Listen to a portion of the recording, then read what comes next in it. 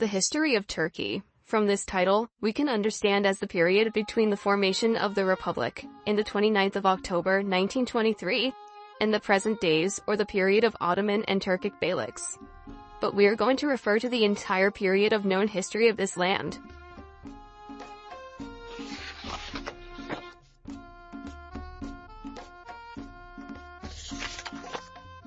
Practically the history of the region now forming the territory of not only the Republic of Turkey, but also Anatolia. The earliest representations of culture in Anatolia were some Stone Age artifacts.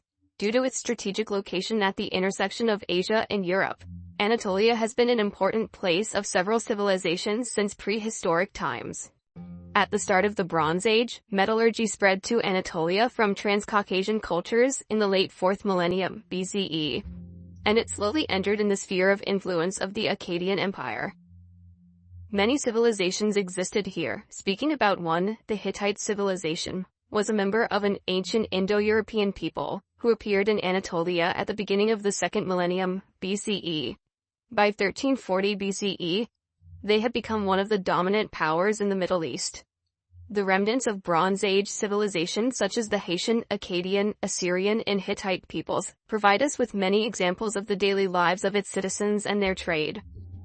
After the fall of the Hittites, the new state of Phrygia and Lydia stood strong in the western coast as Greek civilization began to flourish. They and all the rest of Anatolia were relatively soon incorporated into the Persian Empire. More from the east, a new power emerged. Persia grew in power more and more, and influenced the lands of the west, expanding in Anatolia. Their system of local government in Anatolia allowed many cities and ports to grow and to become wealthy, because of the influx of trade and road networks between the east and west. The region of Anatolia got divided into various regions, satrapies, ruled by satraps, governors, appointed by the central Persian rulers. In the earliest 5th century BC, some of the Ionian cities under Persian rule revolted, which culminated into the Ionian Revolt. This revolt, after being easily suppressed by the Persians, led to the popular Greco-Persian Wars, one of the most known and crucial wars from the ancient history.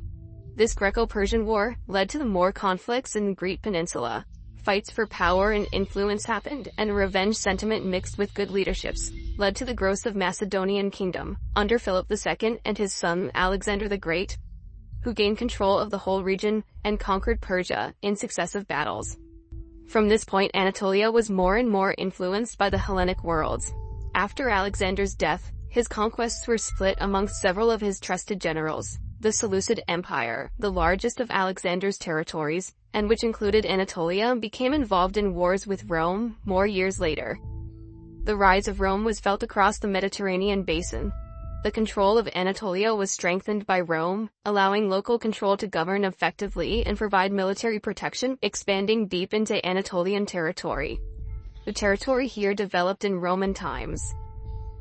Due to the rise of instability in the empire, and the permanent raids from foreign invaders, in the 4th century AD, the Emperor Constantine the Great established a new administrative center at the city of Byzantium, called Constantinople after his name. And by the end of the 4th century, the Roman Empire split into two parts, the western part with Rome as its capital, and the eastern part with Constantinople as its capital, an empire referred to by historians as the Byzantine Empire. The process of Hellenization that began with Alexander's conquest accelerated under Roman rule, and the ancient Greek language and culture was predominant in the region. Turkic peoples and related groups migrated west from Turkestan and what is now Mongolia towards Eastern Europe, Iranian Plateau and Anatolia.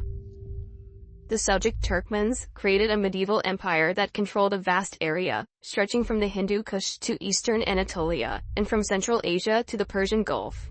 Many wars, the emerging of new empires, migrations, raids, and the incompetence of some leaders created the slow process of the Byzantine decline throughout time. Their decline and the growing power of the Seljuks led to conflicts and to the famous Battle of Manzikert on 26th of August, 1071. Which is believed to be the open gate for the Turkic people to come in Anatolia in the next decades and centuries. This important battle was fought between the Byzantine Empire and the Seljuk Empire near Manzikert.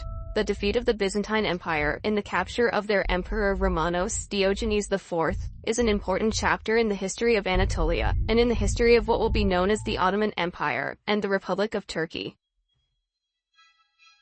The Sultanate of Rome seceded from the Great Seljuk Empire, and they ruled central Anatolia. As the Seljuk Sultanate of Rome started to crumble, many other smaller regions emerged, ruled by different leaders. These small kingdoms were called Beyliks. One of them was ruled by Osman, which will be known as Osman I, the founder of the Ottoman Empire. It's believed that Osman's early followers consisted both of Turkish tribal groups and Byzantine renegades, but not all were Muslims. It is not known for sure how this Beylik started to dominate the region, but one thing was sure: the Byzantine Empire was very vulnerable. The new empire expanded into Europe, defeating local leaders and taking profit from the instability of the region. By the year 1400, the Ottomans were a true power, having control of much of the Balkans and western Anatolia. The collapse of Constantinople in the year of 1453 and the end of the last vestiges of the Roman Empire consolidated their power and their notoriety for the next centuries, in which the empire will expand even further, reaching its peak in the 16th and 17th centuries. Inflations, lost battles, the defeats against the Russians and the Habsburgs, and some crises and rebellions marked the decline of the Ottomans.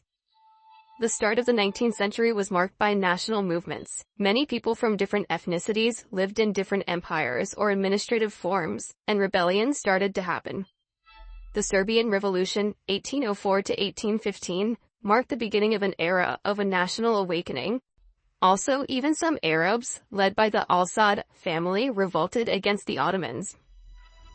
In 1821, the Greeks declared war on the Sultan, achieving independence. In 1830, the French invaded Algeria, which was lost to the empire. In 1831, Muhammad Ali revolted and created a civil war with the aim of making himself Sultan. As we can see, the Ottoman experienced huge instability, marked by defeats, bad administration, revolts, and national movements across the empire. Due to its overextensions on lands with different peoples and cultures, the empire continued in the next years of the 19th century to lose wars and territories, and to fail in the creating of new reforms. The collapse of the empire is a more detailed subject, but if you want to know more about that, we already made a more detailed video about their collapse. At the start of the First World War, the Ottoman Empire was at its final days, joining the Central Powers in the conflict after their defeat. The empire crumbled, and many of their territories were conceded in favor of Greece, Italy, Britain, and France. This loss created the start of the Turkish national movement, which will be known as the Turkish War of Independence, led by Mustafa Kemal. By September 18, 1922, the occupying armies were expelled. On November 1, the newly founded parliament formally abolished the Sultanate, thus ending 623 years of Ottoman rule. The Treaty of Lausanne of July 24, 1923, led to the international recognition of the sovereignty of the newly formed Republic of Turkey as the successor state of the Ottoman Empire, and the Republic was officially proclaimed on October 29, 1923, in the new capital of Ankara.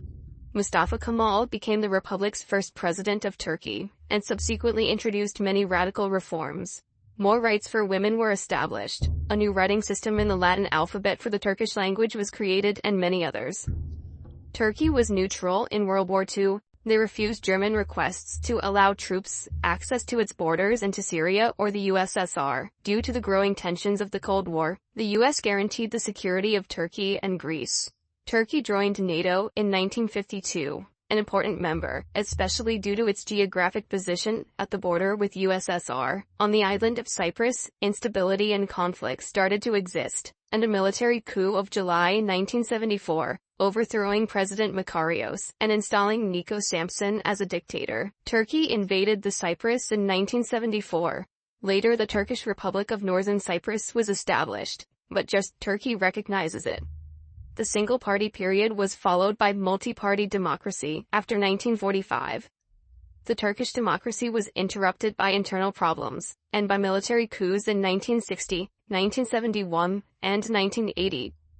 Since the liberalization of the Turkish economy during the 1980s, the country has enjoyed stronger economic growth and greater political stability. Also, a boom in population happened in this country, growing from 17 million people in the 1930s to over 80 million today. We know that there's more to discuss about this topic, and we will cover more details in future episodes about the history of the Turkish people in Anatolia. So be sure to subscribe to our channel to receive more interesting animated episodes about our history. Also, we cannot end this video without thanking our few but very generous supporters on Patreon. Your support is much appreciated and it helps our work a lot. Thank you for watching and see you in the next one.